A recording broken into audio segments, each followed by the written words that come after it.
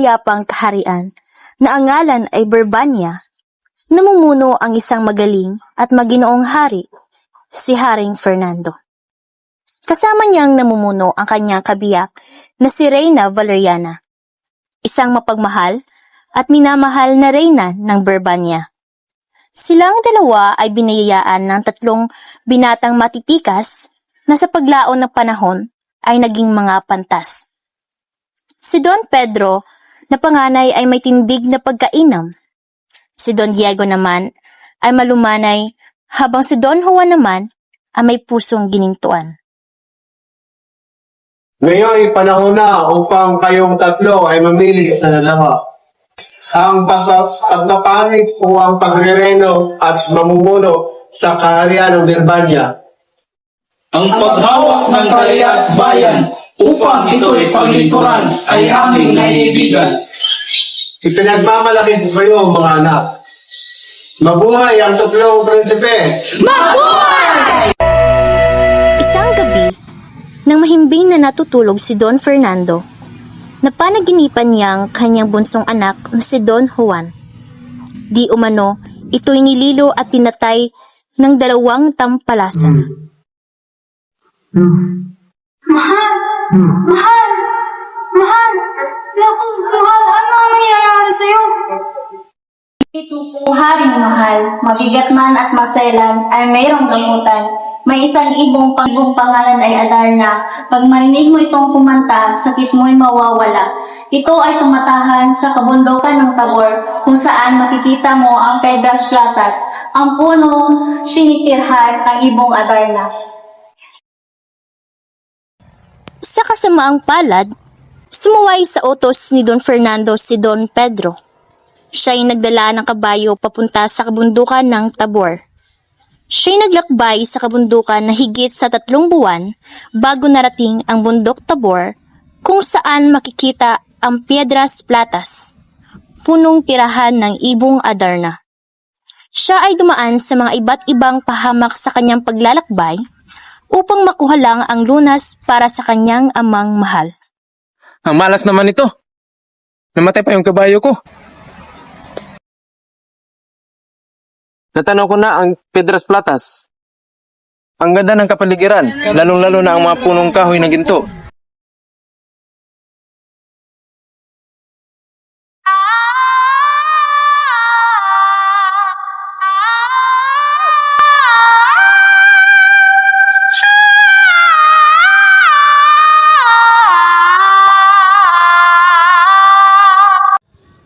Nainip ang mga tao sa kaharian sa tagal na paghihintay kay Don Pedro, kaya minabuting hanapin naman ito ni Don Diego. Nasaan na kaya si Don Pedro?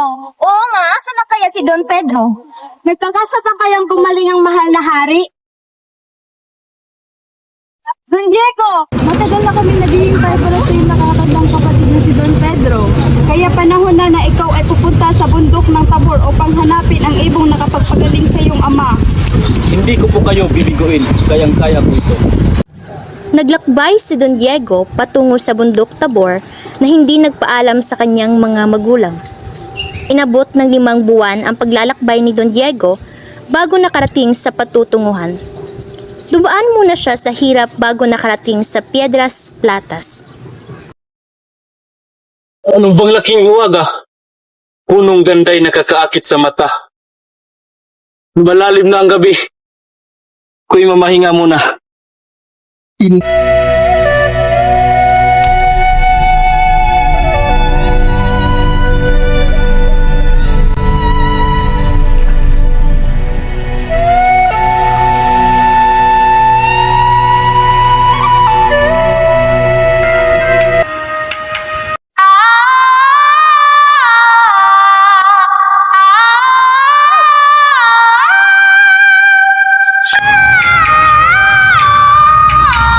Tulad rin sa nangyari kay Don Pedro'y, naging bato din si Don Diego.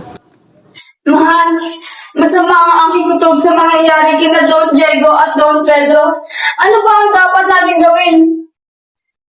Anak, ikaw na lang ang tanging mong pag-asa na ako'y gumaling sa pamamagitan ng paghahanap sa mahiwagang ibong Adarna. Ama, Gagawin ko po ang lahat sa aking makakaya. Paalam po. Masakit man sa kalooban ni na Don Fernando at Doña Valeriana na mawala ang pinakamamahal nilang anak ay wala silang magawa dahil sa paghahangad ni Don Juan. Kababaan ng loob at pagpapala ng Diyos ang tanging naging baon niya sa kanyang paglalakbay. Iho, tulungan mo ako. Ako'y gutom na. Ito ho, tinapay. Baon ko para dating paglalakbay. Salamat. Ano ang aking palilingkod ko sa iyo? Ano po? Paano ko ba makukuha ang hibong adara na pinakamaganda? Pagdating mo sa puno ng Pretas Platas, ikay pumunta sa isang dampang maliit. Kay kumatok at iyo'y kasagot ay masasagot. Maraming salamat po. Meron pa akong isang habilin. Sa puso mo ang pag-iingat upang hindi ka maging isang buhay na bato. Tanggapin mo itong sinapay bilang aking pasasalamat. Hindi po. Hindi ko po maaaring bawiin ang isang bagay na aking binigay. Paalam po. Nagdaan pa ang ilang oras bago niya matuntun ang punong kanyang hinahanap.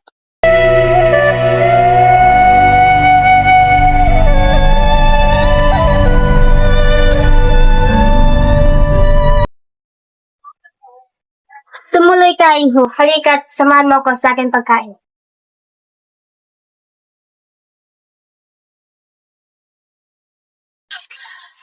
May isang matandang ermitanyo na kapagsabi sa akin na ako'y pumaroon dito at ika'y tanungin. Ano ba ang aking maipalilingkod ko sa iyo? Ang aking ama po ay may sakit at ang tanging lunas lamang ang ibong adara na nakapagpagamot nito. Don Juan, ang ibong Adarna ay may inkanto na wala pang tumatalo. Titiisin ko po ang lahat para nang gumaling ang aking ama. Paalam po. Nang makarating na si Don Juan sa Piedras Platas, sinunod niya ang ipinayo ng matandang ermitanyo.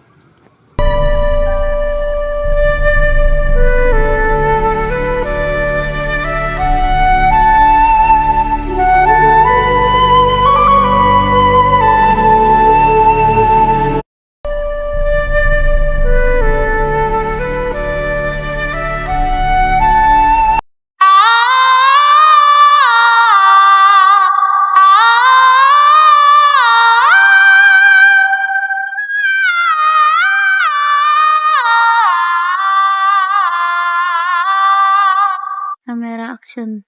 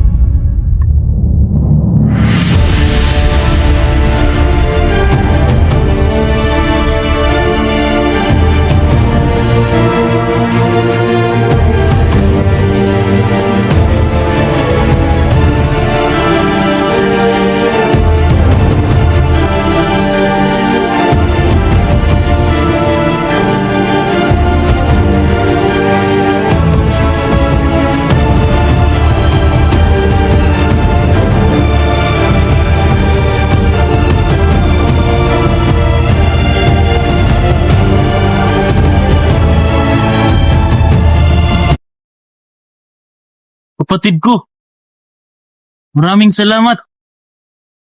Na ano man. Pauwi na ang tatalo sa kaharian. Isang masamang balaking ang nabuo sa isipan ng nakatatandang kapatid na sinang-ayunan sa bandang huli ng ikalawang kapatid. Jigo, hubugin natin si Juan hanggang siya masaktan at mamatay. Juan!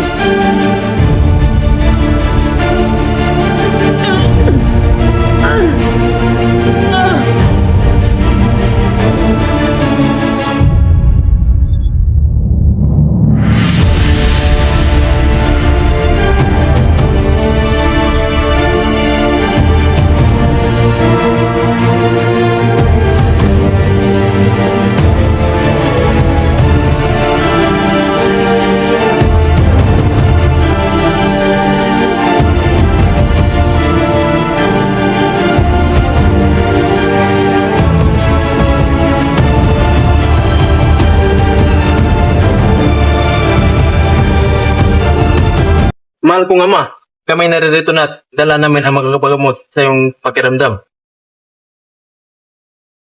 Nasaan si Don Juan? Ama, hindi po namin alam kung saan ang aming kapatid. Ngunit bumalik kami upang kayo ay gamutin. O Ibong Adarna, ikaw ay kumanta na.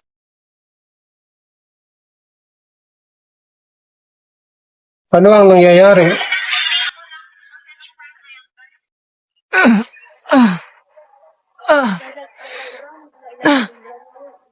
Prinsipe, mukhang malubha ang iyong sugat. Halika't gagamutin ko ito.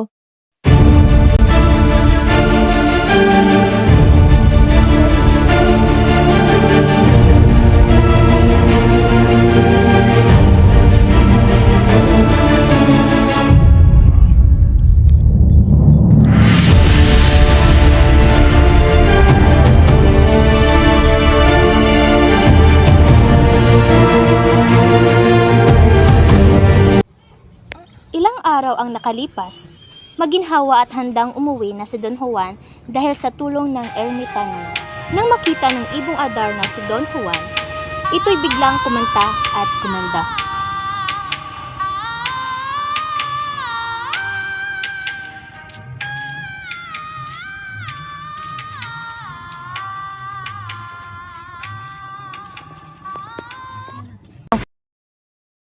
Ama, huwag na po kayong magalit. Mga kapatid ko po'y tinatawad na at sana'y patawarin niyo sila. Mahal ko, ano na ngayon ang iyong pakiramdam? Nang nakarating si Don Juan sa loob ng balon, siya ay namangha sa ganda ng palasyong gawa sa ginto at pilak, at lalong-lalo na sa ganda ni Doña Juana. Sinong hamak na kutong lupa ang nagtangkang ilabas ang prinsesa? Hindi ko na kailangang humanap ng pagkain. Ang pagkain na mismo ang lumapit sa akin. Ha ha ha ha ha. Igante, ikay manahimik at maghanda sapagkat dito na matatapos ang iyong buhay.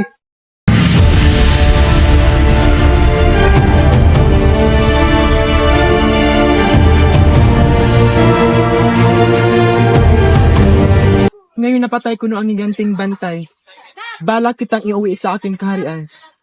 Bago mo gawin yan, isang huling hiling ko sa'yo ay sana iligtas mo ang aking kapatid na si Doña Leonora sa serpiente nagbabantay sa kanya mula sa isang palasyo. Para sa iyo, aking isa katuparan ng iyong kahilingan.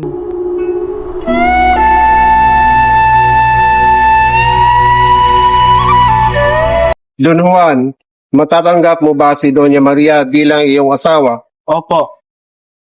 Doña Maria, matatanggap mo ba si Don Juan bilang iyong kabiyak? Opo. Kayong dalawa, tanggapin niyo itong cetro at corona bilang bagong hari at reyna ng Birbania.